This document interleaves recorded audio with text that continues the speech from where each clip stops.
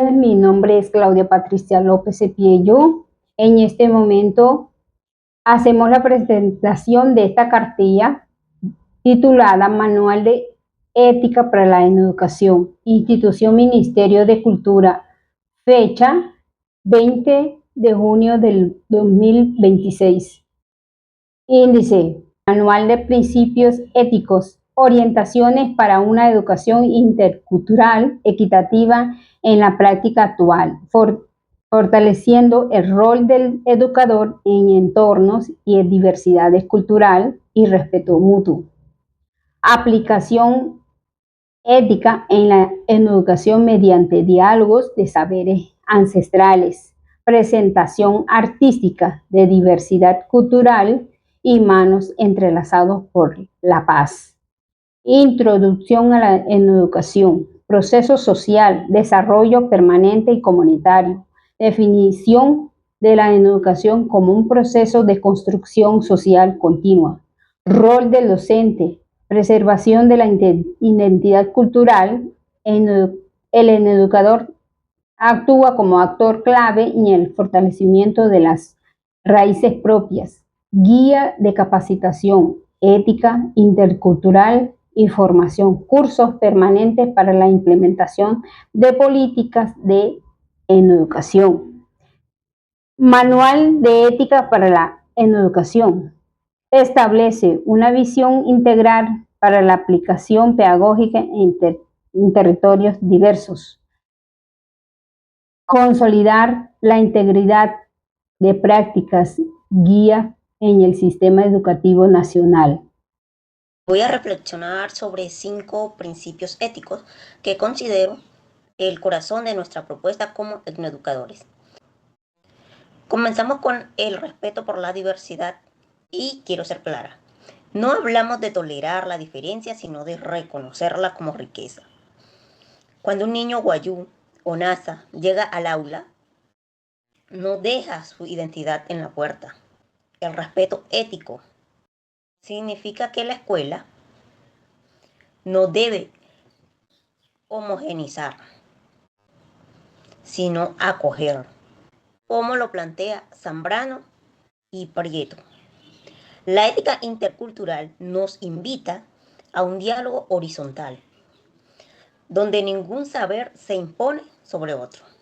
Esto nos lleva directamente al reconocimiento de los saberes ancestrales, porque aquí está el gran desafío del etnoeducador: tejer dos mundos. El conocimiento científico y la memoria del territorio no son enemigos, son complementos. Cuando validamos la palabra de nuestros mayores, la medicina tradicional o las prácticas agrícolas propias, estamos diciendo tu cultura vale, tu historia importa. Eso es justicia epistémica. Y aquí aparece justicia y equidad. No basta con que todos entren en la escuela. Necesitamos que todos permanezcan, participen y se reconozcan en ella. La equidad en contextos étnicos significa adaptar el currículo, la lengua, los tiempos y las formas de evaluar la realidad cultural. De lo contrario, seguimos reproduciendo una educación colonial. Pero nada de esto funciona sin honestidad e integridad profesional. Ser honesto como etnoeducador es reconocer nuestras limitaciones, es no pretender saberlo todo sobre una cultura que no es la nuestra. Es construir junto a la comunidad y no desde afuera. La integridad es actuar con coherencia entre lo que decimos y lo que hacemos en el territorio. Y todo esto se sostiene sobre un fundamento, la ética. Porque la ética no es un reglamento frío, es la brújula que nos recuerda que educar en contextos interculturales es un acto político, humano, transformador. Es asumir que cada decisión pedagógica afecta la vida de una comunidad, de una lengua, de una memoria colectiva. En síntesis, estos principios no son una lista, son un compromiso ético con la dignidad de los pueblos. Mi nombre es Pedro Guerrero Castro. Me permito compartir con ustedes que fundamentalmente importante, después de todos estos saberes ancestrales, igualdades, oportunidades, honestidad y ética, también saber que la inclusión juega un papel muy importante, toda vez que aquí podemos ver la eliminación de perjuicios. En esta eliminación de perjuicios nos vamos a encontrar que es fundamental erradicar los estereotipos dentro de las aulas de clase. ¿Para qué? Para garantizar una educación con una ética aplicada. ¿Qué buscamos ahí? Por ejemplo, podemos buscar la transformación de la percepción del docente hacia una mirada de respeto muy profundo, que el estudiante se vea en un ambiente próspero y armonioso, sobre todo con el respeto de la interculturalidad. También podemos encontrar en esta inclusión entornos seguros. En esos entornos seguros nosotros vamos a crear espacios protegidos para la expresión de la libre identidad, desarrollo de la personalidad, el sentido de pertenencia, y que cada estudiante debe sentirse valorado en su singularidad cultural y personal, que es importantísimo tenerlo en cuenta. Dentro de esta inclusión también encontramos dinámicas de inclusión. Fomentamos la interacción mediante un círculo que promueva la horizontalidad y el diálogo intercultural con base en aprendizaje comunitario y la no discriminación, donde la base sea también el aspecto de la comunidad. Encontramos aquí la identidad y la ética, dos conceptos que se articulan para ejercer una práctica con vigilancia constante sobre las acciones que hacemos nosotros como docentes, pero que aseguremos un entorno escolar que sea un reflejo de justicia social y equidad humana para los demás. ¿Ya? Dentro de esto también nos vamos a encontrar el diálogo intercultural. Este diálogo intercultural nos permite a nosotros tener intercambio, habilidades. De hecho, se presentan conflictos, pero también tenemos unos objetivos. Dentro de esto podemos conseguir el fomento horizontal. Aquí vamos a promover un intercambio equitativo de saberes y conocimientos diversos, donde cada uno de estos conocimientos y estos saberes se vean desde la perspectiva de respeto y sin sobreponer el uno sobre el otro. Habilidades, por ejemplo, la comunicación empática. Aquí vamos a desarrollar capacidades para una escuela activa y un diálogo sensible que nos permita poner en práctica las habilidades blandas que hoy como docentes estamos llamados a poner en práctica para que los estudiantes puedan afianzar su conocimiento. Pero también vamos a conseguir conflictos, pero en estos conflictos vamos a aplicar una resolución pacífica que nos permita a nosotros unas soluciones basadas en el entendimiento mutuo y respeto a la diversidad, donde el estudiante docente, estudiante, comunidad docente, institución, tengan un entorno con respeto. Pero vamos a tener unos objetivos, que es la educación, donde nosotros como docentes tenemos que procurar consolidar una cultura de paz a través del reconocimiento del otro, es decir, para respetar las diferencias. Aquí podemos entonces poner en práctica muchas estrategias comunitarias. La identidad cultural escolar juega un papel importante, toda vez que esta nos permite a nosotros tener una pertenencia, un fortalecimiento del sentido de pertenencia en los estudiantes mediante festivales escolares constantes, entre otros.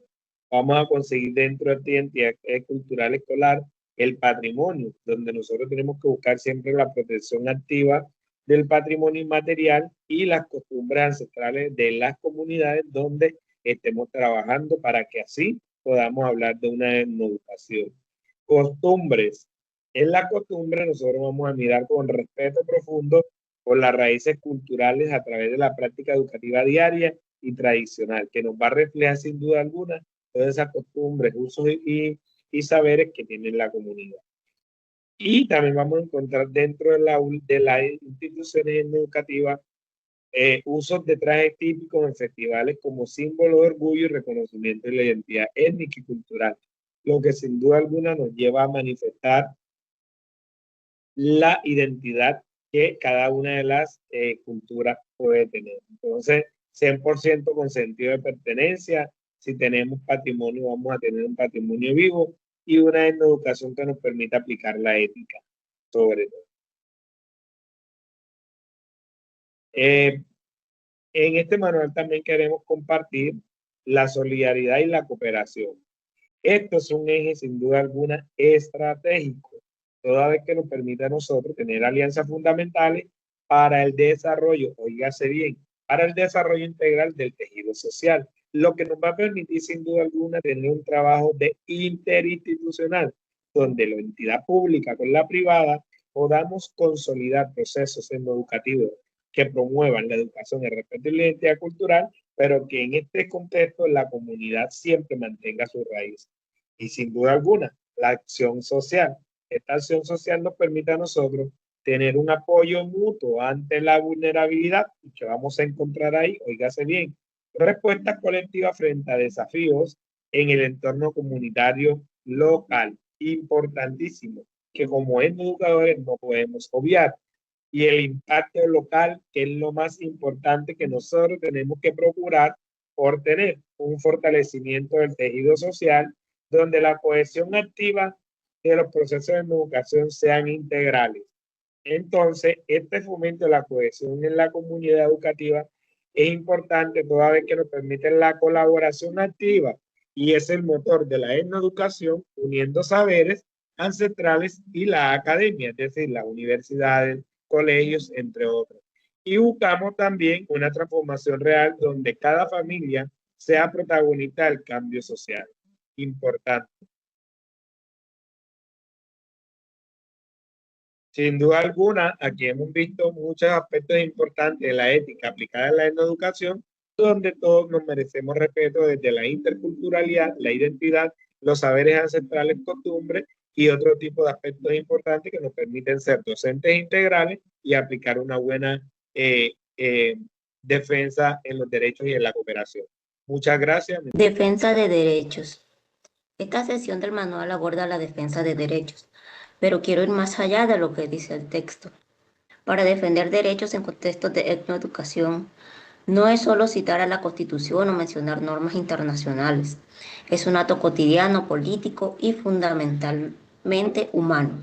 Cuando hablamos de derechos fundamentales en contextos escolares, no nos referimos solo al derecho a la educación.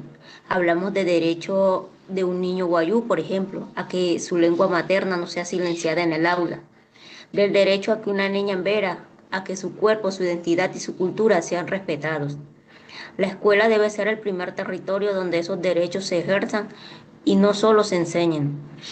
Aquí entra la protección especial de los pueblos indígenas, porque históricamente los pueblos originarios han sido víctimas de una educación que buscó borrarlos. Defender sus derechos hoy es reconocer que tienen el derecho a existir, a resistir, a enseñar desde su propia cosmovisión, y esto no es un favor, es una deuda histórica. Finalmente, la cultura de paz y justicia social multilateral, en contextos donde el conflicto armado ha marcado la vida de las comunidades, la escuela se convierte en un espacio de sanación. Educar en valores ciudadanos no es adoctrinar, es sembrar la posibilidad de que las nuevas generaciones construyan una sociedad donde la diferencia no sea motivo de violencia, sino riqueza. En síntesis, defender derechos es asumir que la educación no es un acto de justicia. Toma de decisiones éticas. Pero, ¿cómo se materializa esa defensa de derechos en el día a día del etnoeducador? Aquí entra la toma de decisiones éticas, que es el corazón operativo de nuestra práctica. Primero, los procesos reflexivos. Tomar decisiones éticas no es aplicar un manual de instrucciones, es detenerse, pensar y consultar. Cuando un docente enfrenta un dilema, por ejemplo, si evaluar en lengua castellana o en lengua indígena, no hay una respuesta única. Hay que reflexionar con la comunidad, con los estudiantes, con nuestros mayores. La ética intercultural nos enseña que las decisiones se construyen colectivamente, integrando diversas cosmovisiones. Segundo, la equidad educativa. Cada decisión que tomamos tiene consecuencias sociales. Si decidimos ignorar los saberes ancestrales en el currículo, estamos perpetuando una educación colonial. Si decidimos incluirlos, estamos construyendo equidad. La equidad no es darle lo mismo a todos, es darle lo que necesitan para que su identidad se fortalezca. Y tercero, la legitimidad cultural. Esta es quizás la idea más profunda. Las decisiones trascendentales no pueden tomarse desde el escritorio del docente. Necesitan la participación de la comunidad, porque si una decisión no es legítima culturalmente, no va a funcionar. El etnoeducador no decide solo, decide junto con y decide desde el territorio. Mi nombre es Andrea Margarita Mata Gil. La relación con los estudiantes y las familias se construye mediante vínculos de confianza, el respeto mutuo, la dignidad, se fortalece la identidad cultural en los procesos educativos. El docente también brinda un acompañamiento ético, así como las familias tienen el deber, porque hoy en día en muchos hogares vemos que los padres no acompañan a los hijos y pretenden que el docente sea quien acompañe 100%, y la tarea de nosotros es acompañarlos, pero también necesitamos el apoyo de la familia. Necesitamos que los padres participen de manera ética en el desarrollo pedagógico y social de sus hijos.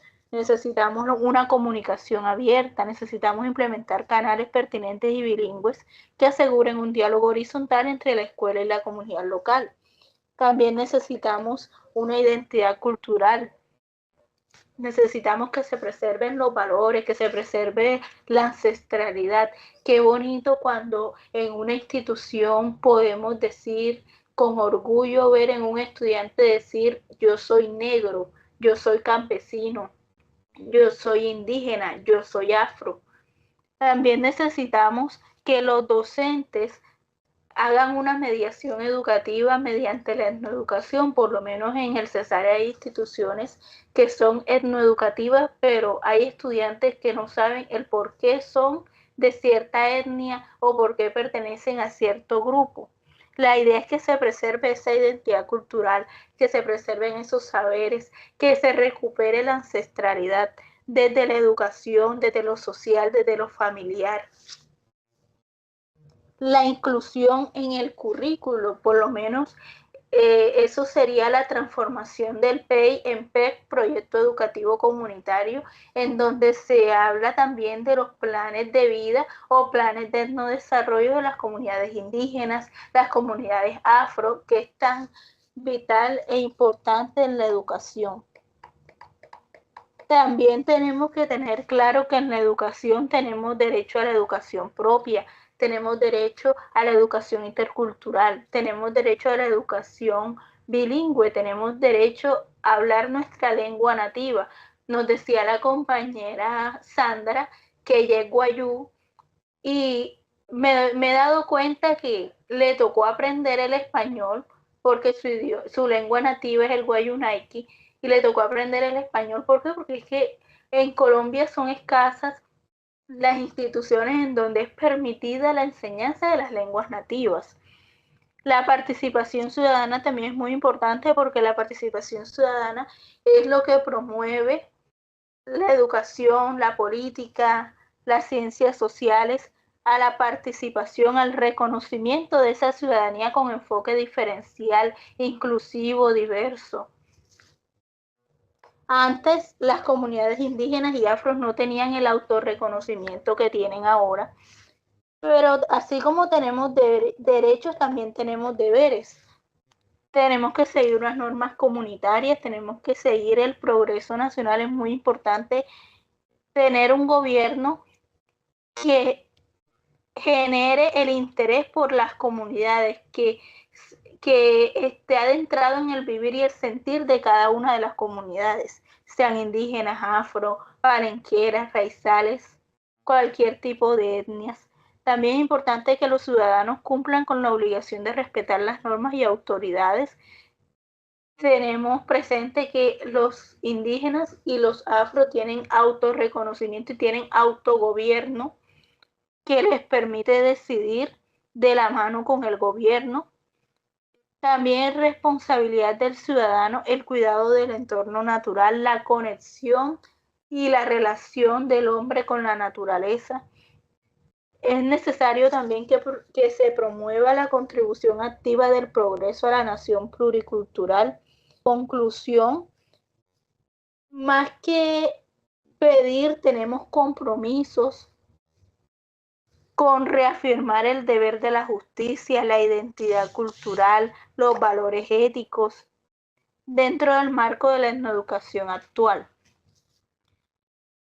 También tenemos visión de futuro, tenemos que encaminar a los nuevos jóvenes, a las nuevas generaciones, debemos encaminarla hacia un futuro como un futuro que ame la naturaleza, que amemos el campo porque estamos rodeados de él. Tenemos que practicar de manera ética esos valores, tenemos que practicar de manera ética esa etnohistoria que tenemos, esa etnografía de nuestros pueblos que transcienden el aula. En el aula no solo podemos llegar a dar una clase magistral, sino que sea una clase dinámica, que sea una clase inclusiva, que sean aulas adaptables, que haya infraestructura inclusiva y que en las instituciones étnicas se rescate esa ancestralidad, se rescate la tradición oral, se rescate la etnoeducación como tal.